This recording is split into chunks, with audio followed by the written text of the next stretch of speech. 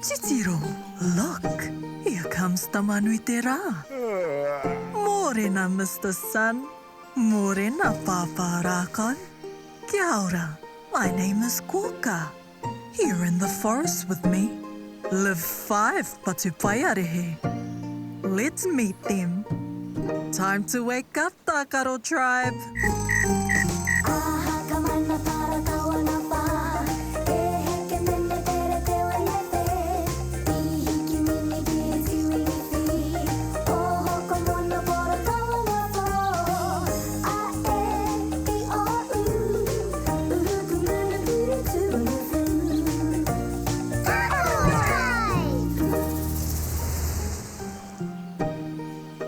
Kia ora, Tākaro Tribe. Kia ora, Kōkā!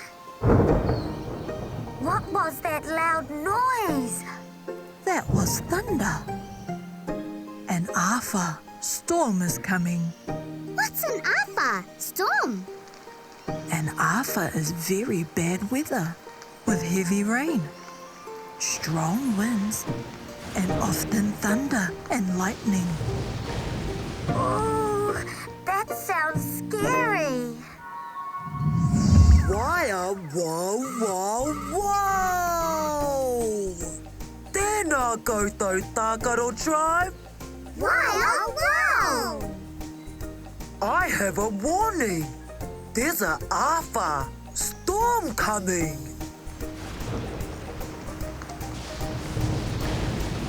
We must tell our friends. Oh, how can our friends be warned? Maybe Pāpā Rākau can help you. Right idea.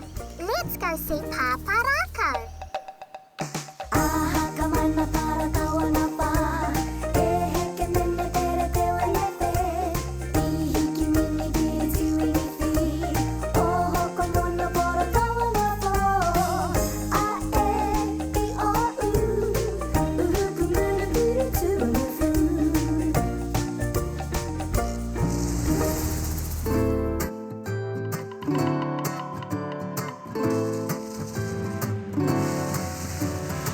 Amariki mā, noho mai ki aku kakiaka, whakarongo mai ki ngā kōrero o te ao marama. Aue. Ah, Tākaro Tribe, you've arrived. Kia ora, Pāpā Rākau. What's the problem, Tākaro Tribe? There's a big āwha storm coming, Pāpā Rākau. We have to warn our friends. That's not good.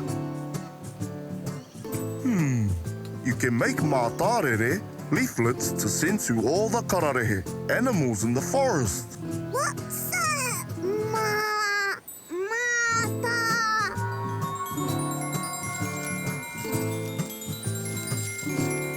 Mātarere, leaflet, is a small leaf of paper that has information on it. Wow!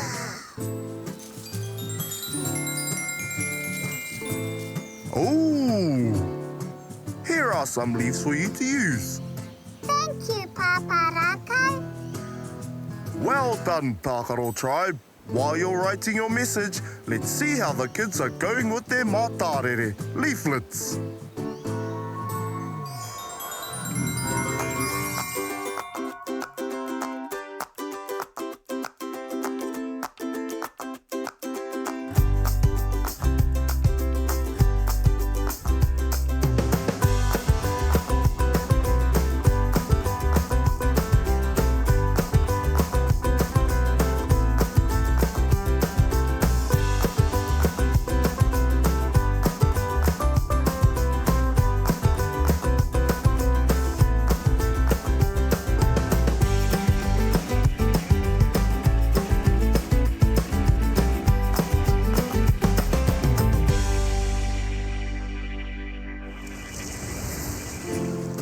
Good job, Tākaro Tribe.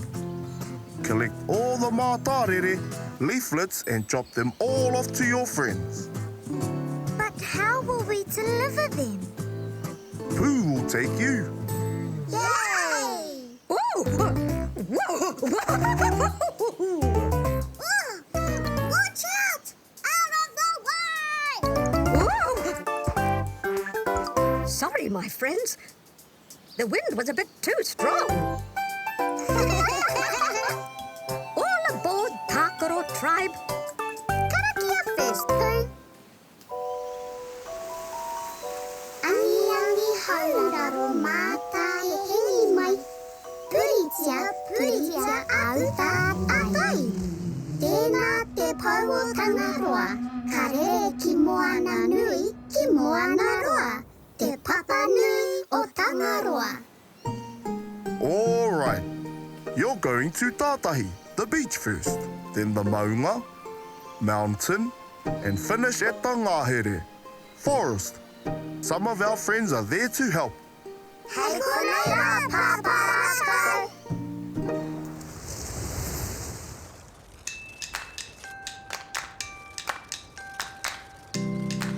Oh, it's really windy. The Arthur, storm's coming. Look! We need to hurry before it rains. I can't fly in the rain. We must fly to Tātahi, the beach first. We need to warn Pāpakai about the Arthur storm. Our friends are over there. Kia ora, Tākaro Tribe.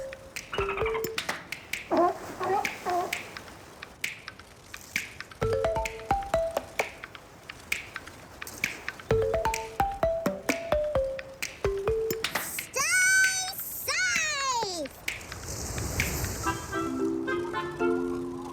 We've made it to the Maunga, the mountain range. Here you go, everyone. Read the Mātarere leaflet. Thank you, Tākaro Tribe. The storm's nearly here. We must hurry. Here you go, everyone. Great job, Tākaro Tribe. Let's head back before the Arthur storm arrives. Let's celebrate with a waiata.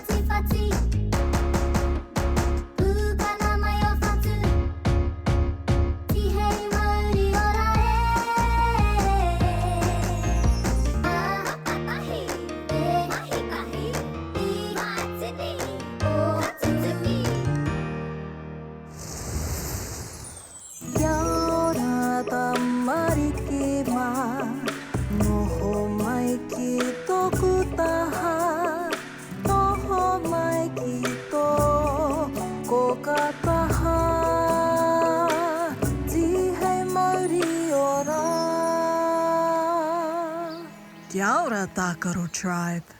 Kia ora, Kōkā. I hear you learnt a new word today. Yes, Kōkā. We learnt the word Mātarere, leaflet. Mātarere. Let's spell this kupu ho.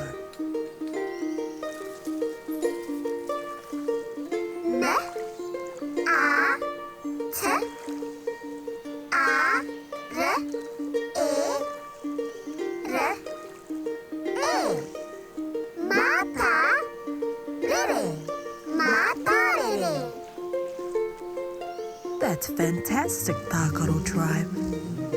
I hear Pāpā Rākau calling you. See ya, Kōkā! Kia ora no Tākaro Tribe. Have you had a good day today? Absolutely! Let's celebrate.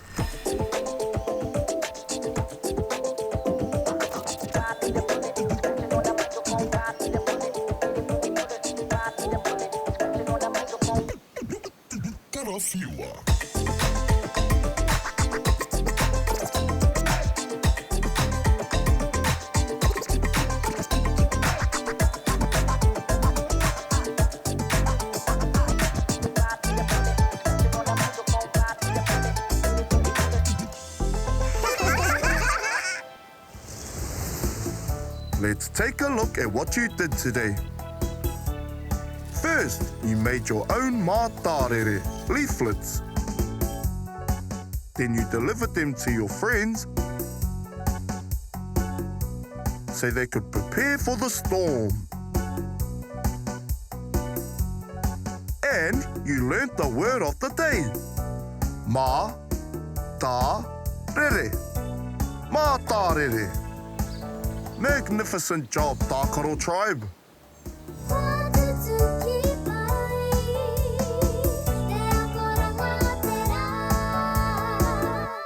What a fun day, Tākaro Tribe.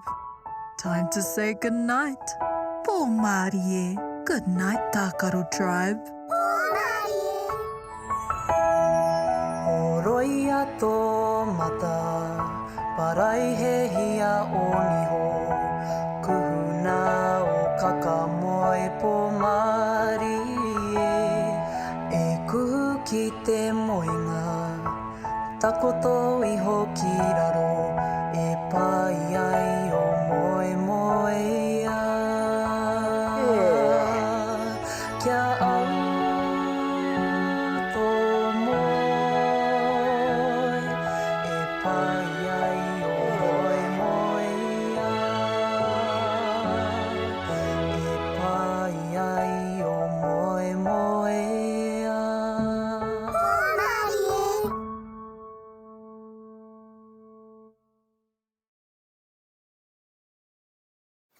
Titiro, look. Here comes Tamanui te rā. Morena, Mr. Sun. Morena, Pāpā Rākau. Kia ora. My name is Kōkā. Here in the forest with me live 5 Patupaiarehe. Let's meet them. Time to wake up, Tākaro Tribe.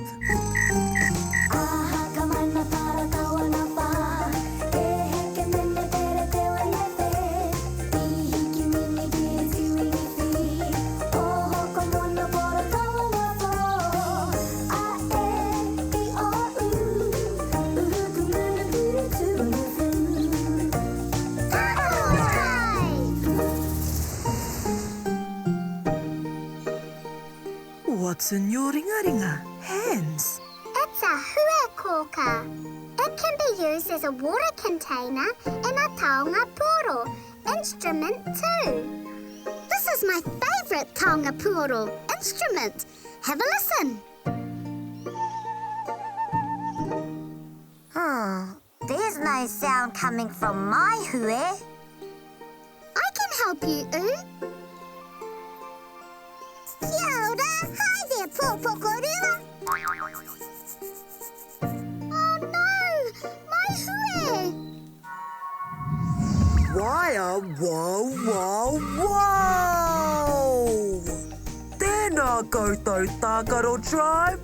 Wow, wow. I have a message. Tuatara has a problem. His pet has gone missing. Can you help him? Of course. But what about my favourite hue?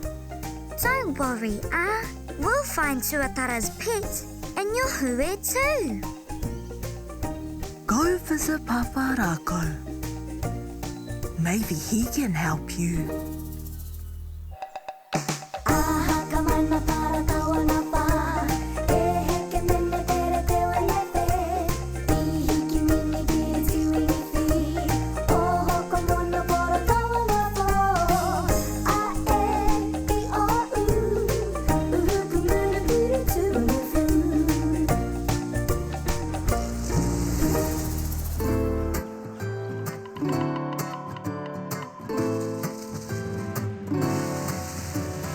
Papariki mā, noho mai ki aku kakiaka, whakarongo mai ki ngā kōrero o te ao marama. Aue. Tākaro Tribe, you've arrived. Kia ora, Pāpā Rākau. What's the problem, Tākaro Tribe? Tuatara's mokai is missing. What kind of pet is it, or? It's a pet toka, rock. You don't say. Ours also missing her favourite hui. It was stolen by Pōpokorua. Pōpokorua stole the hue.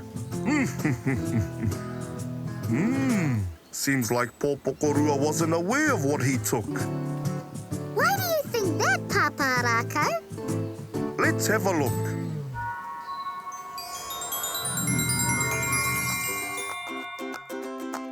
Pōpokorua is one of the most hard-working insects.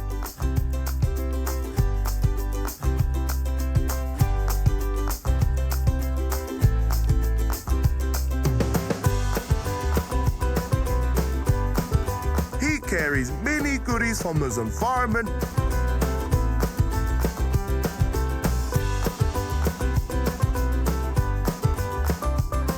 back to its ant colony.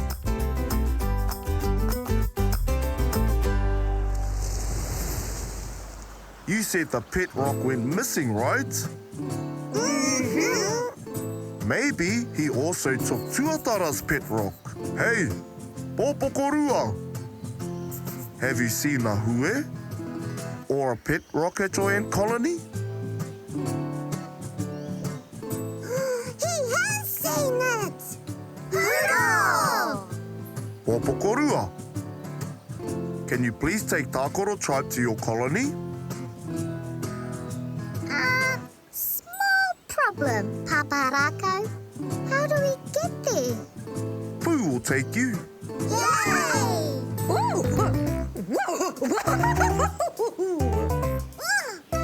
Watch out! Out of the way! Sorry, my friends. The wind was a bit too strong. All aboard Tākaro Tribe. Karakia first, Pooh. Angi hauraro mātai e heni mai. Puritia au tātai. Tēnā te pau o tangaroa. Karere ki moana nui, ki moana roa. Te papa nui o tangaroa. Follow Pōpokorua, Pooh. Ka pai. All aboard Tākaro Tribe. Hei koreira, Pāpā Rākau. There's the moana. See? Yay! Can you still see Pōpokorua? Aye, he's going towards Tātahi, the beach. Look, there's a kahui Pōpokorua ant colony. Hold on, Tākaro Tribe. We've arrived safely. Oh, there's the kahui Pōpokorua ant colony. I can't see my favourite hui. It's okay, we'll find it. Keep your eyes peeled. Look, it's Tuatara's pet rock next to the white poro purple flowers. These ones? No, those are the kanikani green leaves. White poro, purple. Oh, these ones. Good work, There! I can see my favourite hui! Yay! Thank you, Pōpokorua, for all your help. We'll return Tuatara's pet to him. But first, let's sing!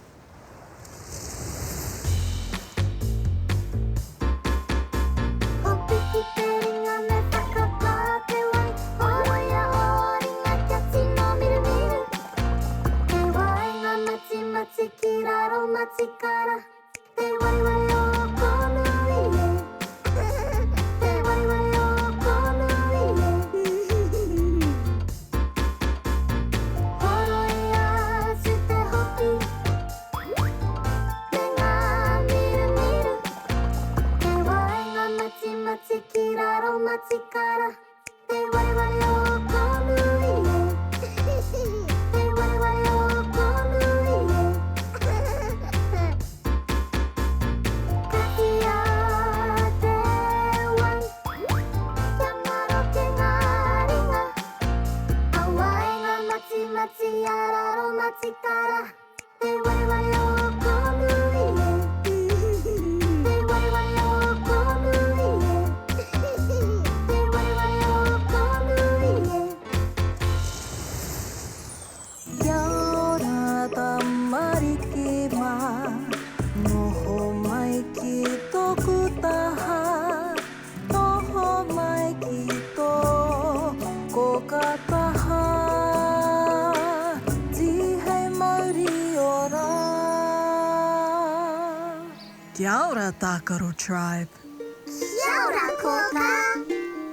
How did everything go today? It was awesome. We learned a new word. Hui! Let's spell the new word.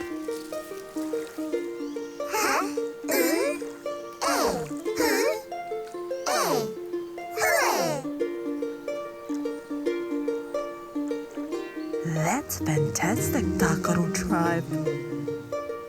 Oh, Pāpā Rākau is calling you. See ya, Kōkā. Kia ora again, Tākaro Tribe. It looks like you've done well today. Absolutely. Let's celebrate. Hoorah!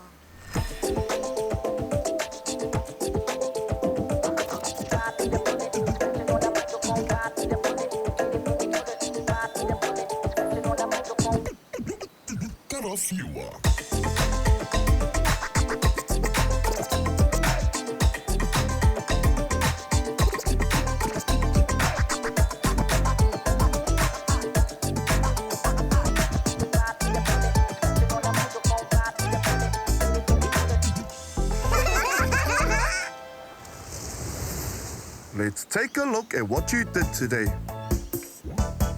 When A was helping U with his hue, Pōpokorua mistakenly took A's hue. Pū took you to the beach, to the ants colony,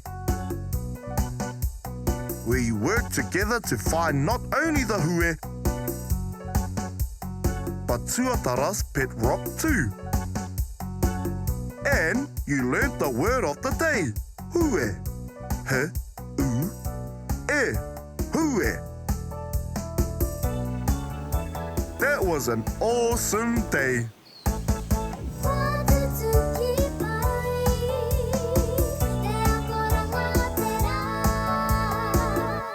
What a fun day, Tākaro Tribe. Time to say goodnight. Pō Māori e. Good night, Tākaro Tribe. Oroi a tō mata, paraihehia o niho, kuhuna o kakamoe pō Māori e kuhu ki te moinga, takoto iho ki raro, e pai ai o moe moe ia. Kia au tō moe, e pai ai o moe moe ia. E pai ai o moe moe ia.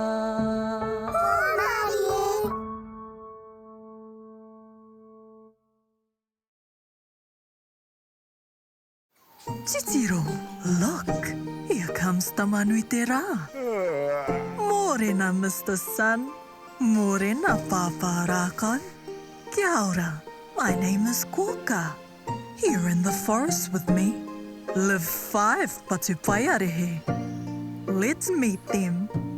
Time to wake up, Tākaro Tribe. Ooh.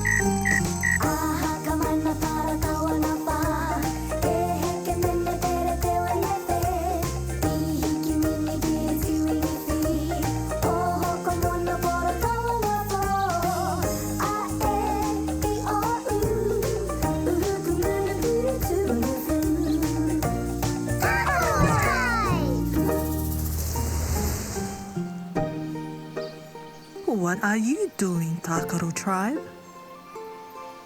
We're discussing types of families. Like a waiwai, brood, which is a family of duckling. And a flock of kaka is a family of kaka. What do you think, Kōkā? Whaharakeke. It's a great representation of whānau, eh? You should all learn more about whaharakeke.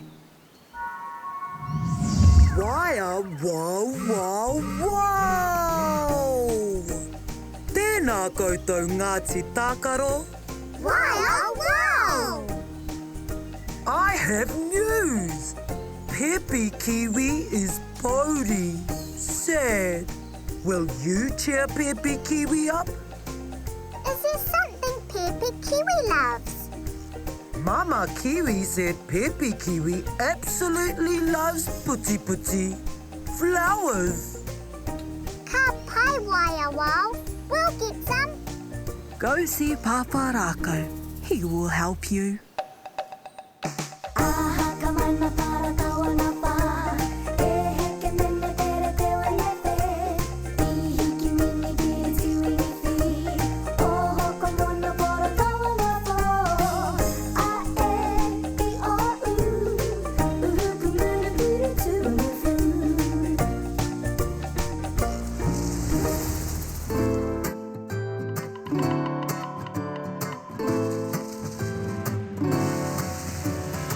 Amariki mā, noho mai ki aku kakiaka, whakarongo mai ki ngā kōrero o te ao marama.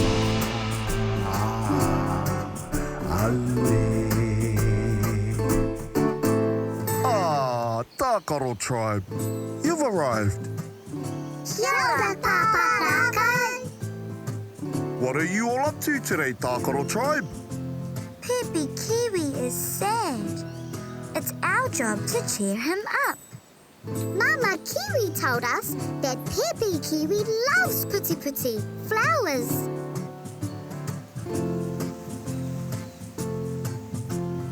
Kōkā said a pāharakeke is a symbol of whānau. Kōkā is right. Pāharakeke grow just like a whānau. We could raranga weave a flower from harakeke. That will cheer up Pepe Kiwi.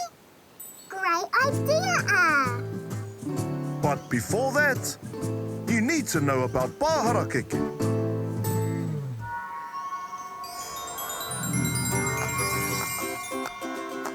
A pāharakeke has 3 layers. The first is called the rito of the harakeke. This is the youngest, the baby of the pāharakeke. It's the smallest leaf right in the middle. Whoa! So we use the rito of the harakeke. No, not the rito.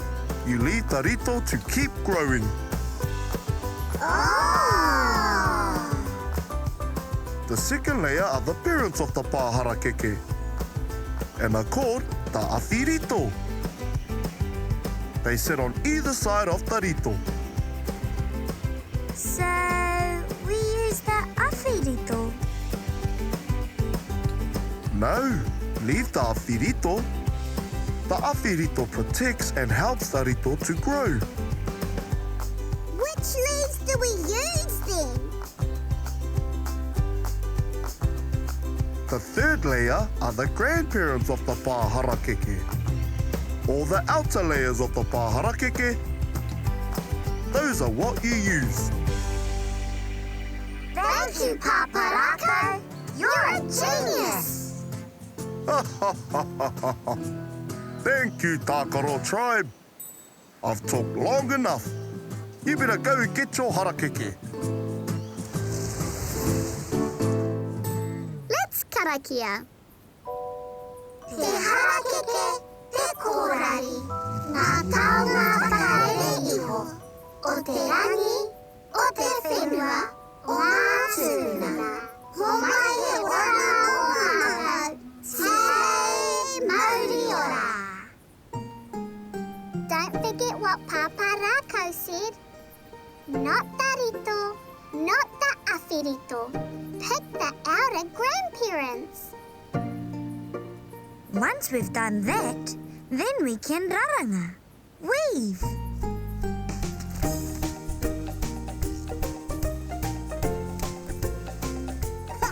I've nearly finished mine. Mine too. Can you please help me? Of course, Have you finished raranga? Weaving? Kia ora, kōrua. How are you? Hello, Tākaro Tribe. Kia ora, Pepi Kiwi. How are you feeling?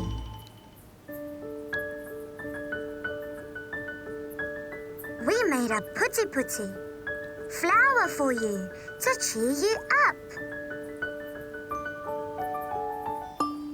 It looks like Pepi Kiwi likes the puti flower you've woven.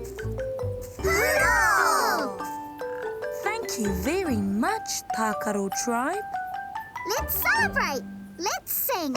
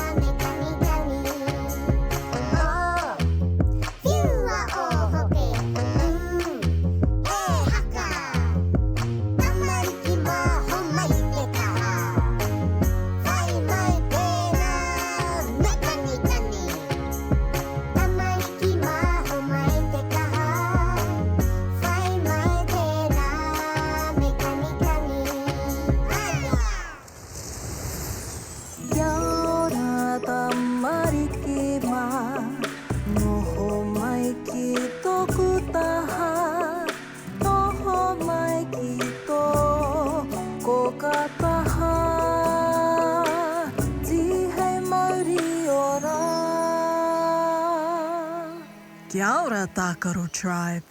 Kia ora, Kōkā. Pepi Kiwi is happy again thanks to you, Tākaro Tribe. Ka rawe. Let's take a look at the word of the day.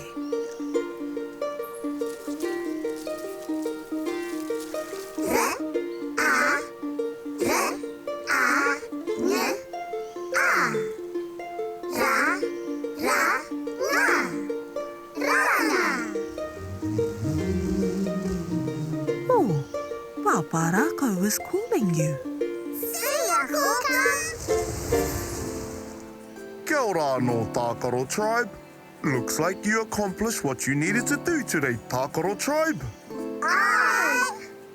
Let's celebrate.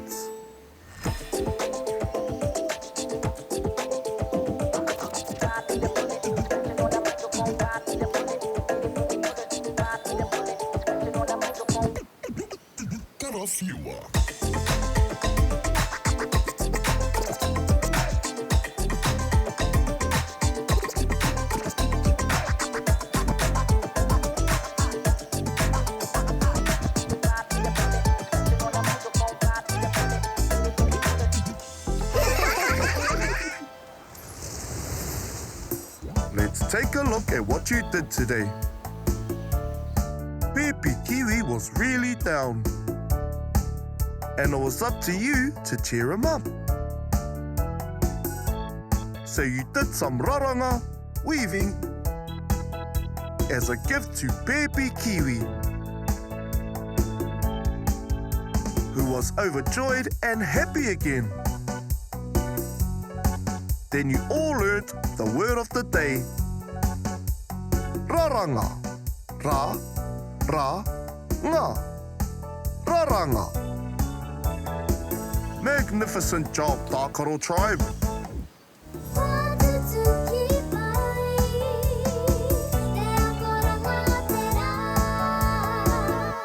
What a fun day, Tākaro Tribe. Time to say goodnight. Pō Māori e. Good night, Tākaro Tribe. Oroi a tō mata, paraihehia o niho, kuhuna o kakamoe pō Māori e kuhu ki te moenga, takoto iho ki raro, e pai ai o moe moe ia. Kia au tō moe, e pai ai o moe moe ia. E pai ai o moe moe ia.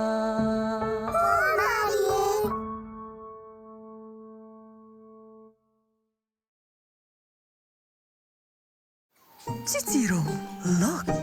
Here comes Tamanui te rā. Mōrena, Mr. Sun. Mōrena, Pāpā Rākau. Kia ora.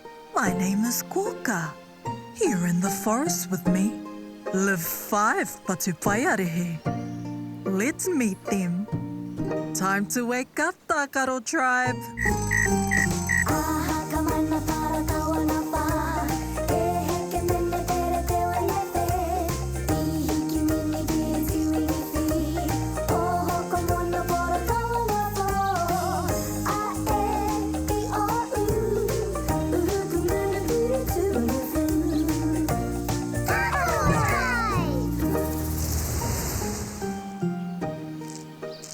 What are you doing, Tākaro Tribe? We're playing kōruru, knuckle bones. Kātahi! Yay! Your turn, I don't want to play now. Waia, wow, wow, wow! Tēnā koutou Ngāti Tākaro. Wow, wow! I have a panga riddle for you today. This game was played by our tupuna ancestors. It looks like a spider web, but the game uses taura muka, muka cord, and your fingers. What is this game? So many ways to play. Our ancestors played it. It looks like a spider web. Huh? I don't get it. Perhaps Pāpā Rākau can help you. Let's go see Pāpā Rākau.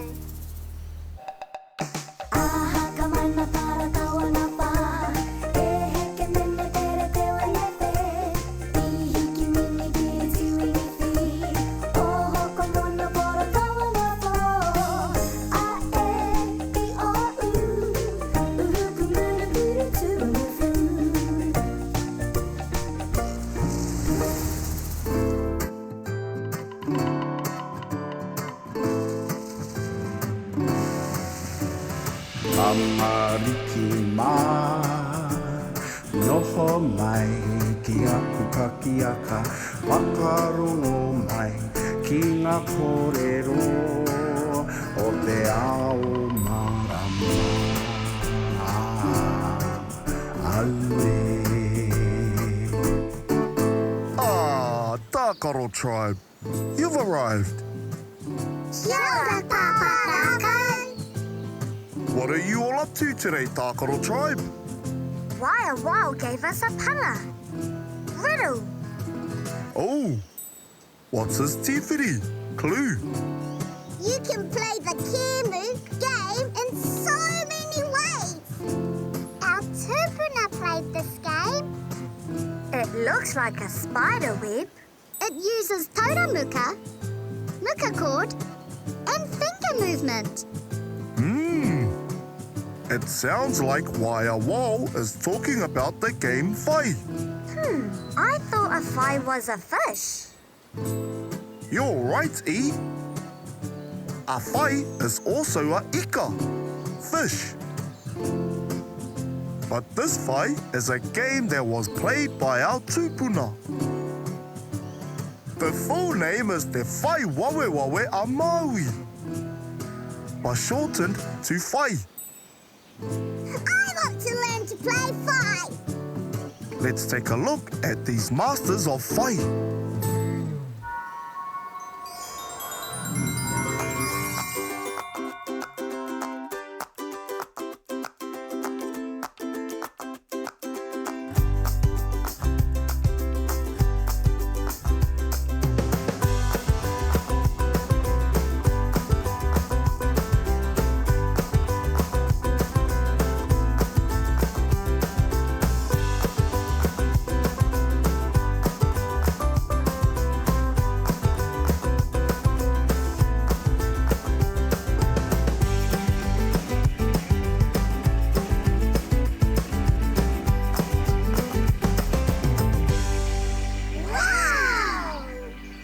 Thank you, Pāpā Rākau. We believe we can do this. I believe you can do this too. Yay! Off you go to the pāhara keke. Kia ora, Pāpā Rākau. Let's karakia. Te harakeke, te kōrari, ngā taonga whakarere iho, o te rangi, o te whenua, o ngā tūpuna, o mahi oranga mō mātou, tihei mauri ora. Don't forget what Pāpā Rākau said. Not the rito, not the awhirito. Pick the outer grandparents.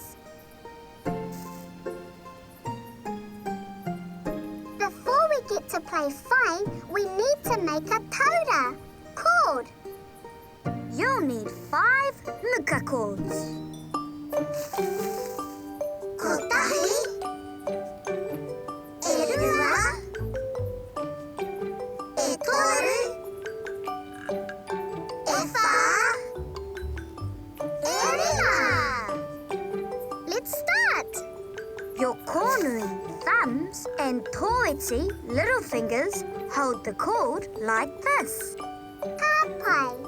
Use your middle finger to grab the taura from the palm of one hand, then pull it tight like so. Do the exact same thing on the other side and you've done it. Look, I've made a 1 diamond. Me too. Ah, Tākaro Tribe. You solved today's panga. Riddle. Look at our taimana, diamonds, waia wow. I knew you could do it. Let's celebrate with a song.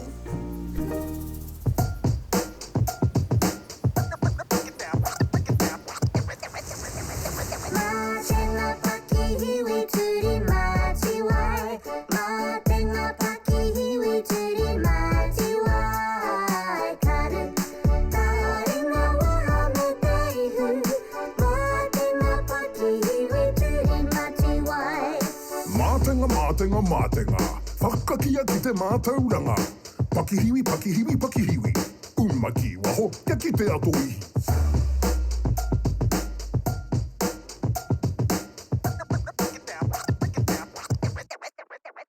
Mātenga pakihiwi turi māti wai. Mātenga pakihiwi turi māti wai. Karu, taringa waha me teihu. Mātenga pakihiwi turi māti wai. Whatia, whatia, whatia. Ringa, ringa pākia. Tūri whatia. Mati wai, mati wai, mati wai. Kia ri te maira, kia tere te whai.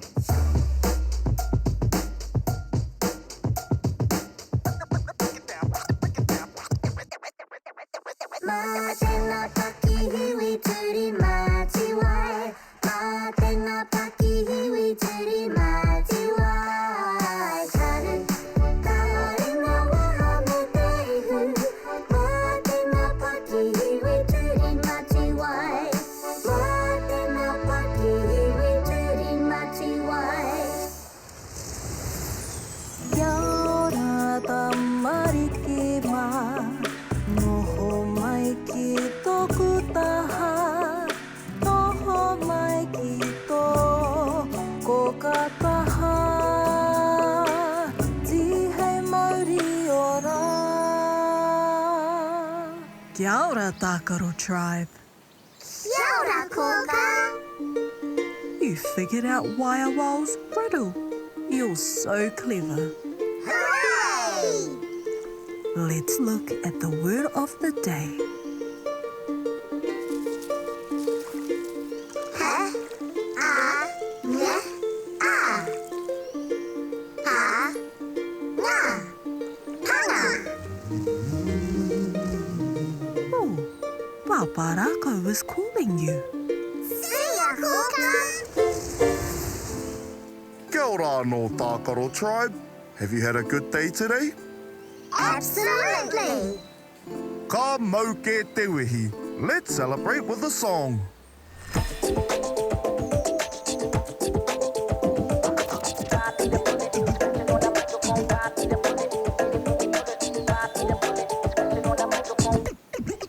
Karafiua.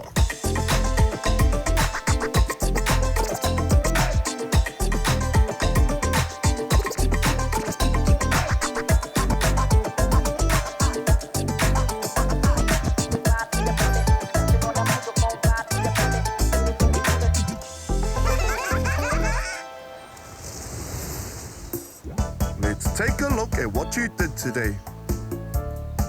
Wao gave you a panga, riddle to solve. And you made a taura muka with harakeke, so you could play whai. You were taught to make a diamond with your whai. And eventually you got it. Then you all learned the word of the day, panga.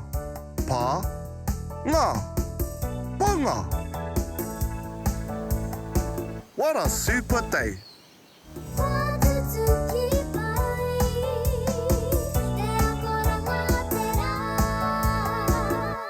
What a fun day, Tākaro Tribe. Time to say goodnight. Pō Māori e. Good night, Tākaro Tribe. Roia tō mata, paraihe o niho, kuhuna o kakamoe pō Māori e kuhu ki te moinga, takoto iho ki raro, e pai ai o moe moe ia. Kia au tō moe, e pai ai o moe moe ia. E pai ai o moe moe ia.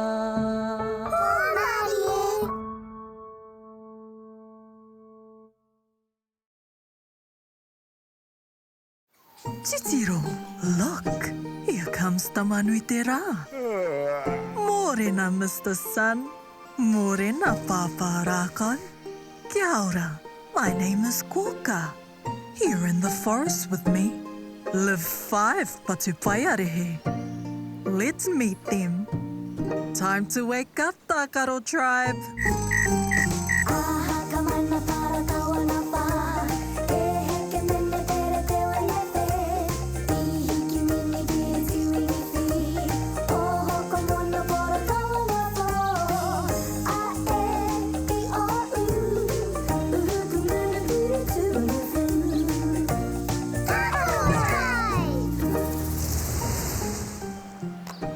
Tēnā koutou, Tākaro Tribe. Kia ora, Kōkā.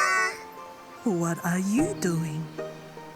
He just taught us a new game. We'll show you, Kōkā.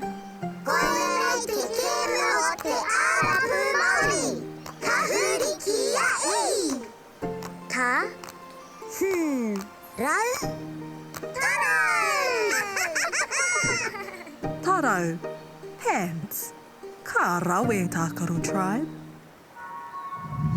Waia, wow, wow, wow!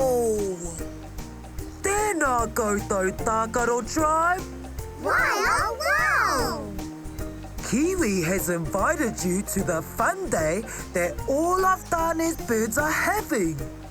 But she asked if one of you could welcome the birds when they arrive. Maybe that's something you could do, Oo? Yeah? Yay!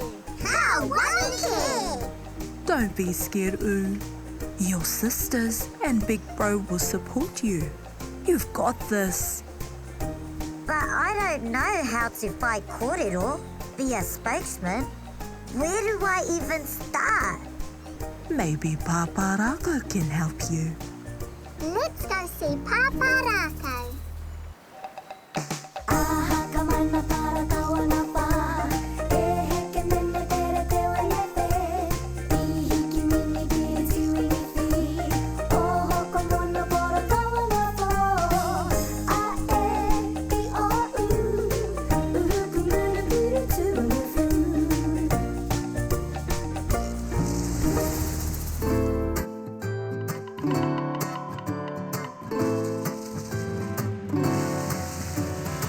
Amariki mā, noho mai ki aku kakiaka, whakarongo mai ki ngā kōrero o te ao marama. Aue. Tākaro Tribe, you've arrived. Kia ora, Pāpā Rākau. What are you all up to today, Tākaro Tribe? Kiwi has organised a fun day for all the forest manu, birds. That sounds awesome. Why are you nervous, Oo? It's my job to do the whai kōrero, but I've never done whai kōrero before, Pāpā Rākau. Don't be afraid. You can do it. It's hard to do something for the first time. The main thing is to try.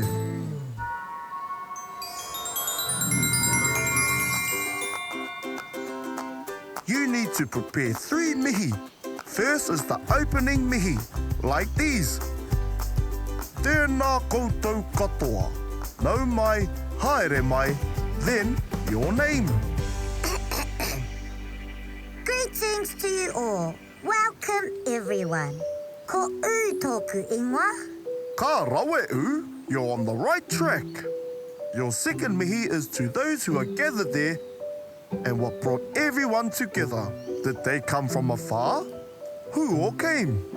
Well, we're gathering because it's bird day for all the birds of Tāne. That's right, Oo. You're doing great.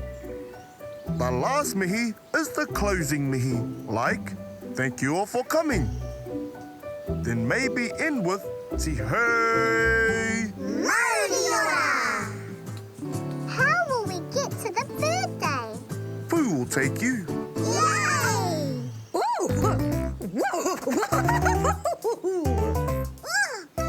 Watch out! Out of the way! Sorry, my friends. The wind was a bit too strong. All aboard, Tākaro Tribe. Karakia first, Pooh. Let us karakia. E te wānei e hora nei, tēnei te Māori ka whakapiki, ko te Māori o ngā tamariki a tāne māhuta. Te Māori ka puta ki te whaiau, ki te ao marama. Haumie, huie, tai ki e. Ka pai. All aboard, Tākaro Tribe. See you later, Pāpā Rākau. Haere rā, Ngāti Tākaro.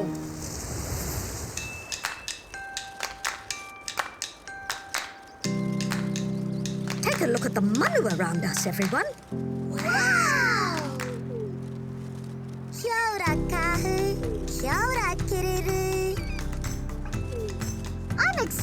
to see all the birds that will come. We need to get there soon so can get ready. You're right, O.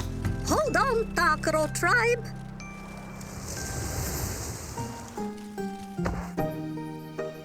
Ooh, look at all the manu birds who came. You've arrived, Tākaro Tribe. Kia ora, Kiwi. We start soon. Oh, I'm really nervous. Don't be afraid, Oo. Gather around, Tākaro Tribe. Time to breathe. Breathe in. Breathe out. Breathe in. Breathe out. It's your time, Oo. All right, Be Maya. Brave. Stand strong. You've got this.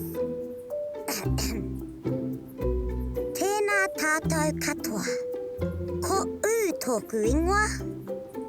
He mihi tēnei ki a koutou I haere mai I tawhiti, mai I tata. Nau mai ki te rangi miharo o ngā manu a tāne. Tihei! Māori ora! You did it, Oo. Yay! You were so Maya. Brave. Let's sing to celebrate.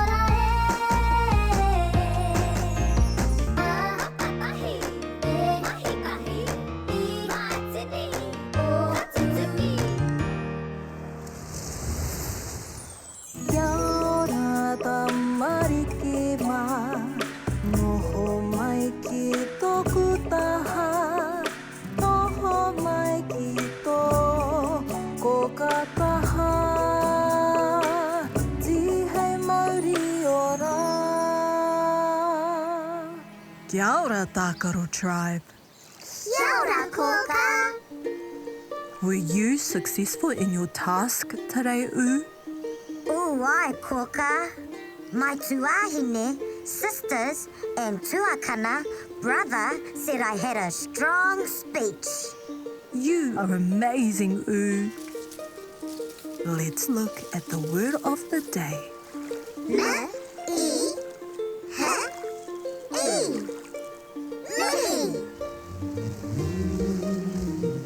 Oh, Pāpā Rākau is calling you. See ya, Kōkā. Kia ora no, Tākaro Tribe. You got a lot done today. Ai, Pāpā Rākau. I stood and spoke in front of a big audience. Ka mau ke te wehi. Let's celebrate with a song.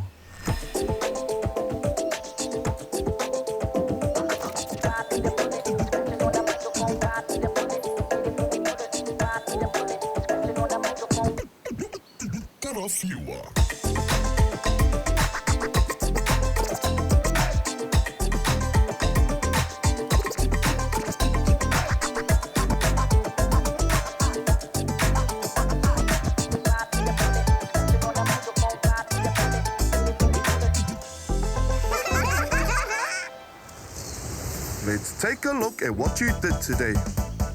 You were all invited to the rangi miharo for all the birds of Tāne.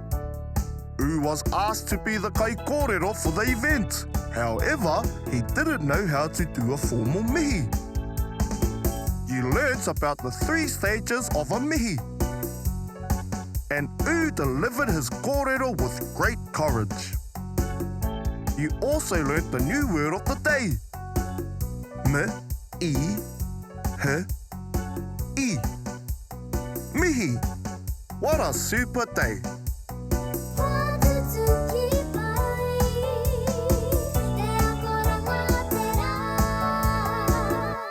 What a fun day, Tākaro Tribe. Time to say goodnight. Po Māori e. Good night, Tākaro Tribe. Roi a tō mata, parai he hia o niho. Kuhuna o kakamoe po Māori e. E kuhu ki te moinga, takoto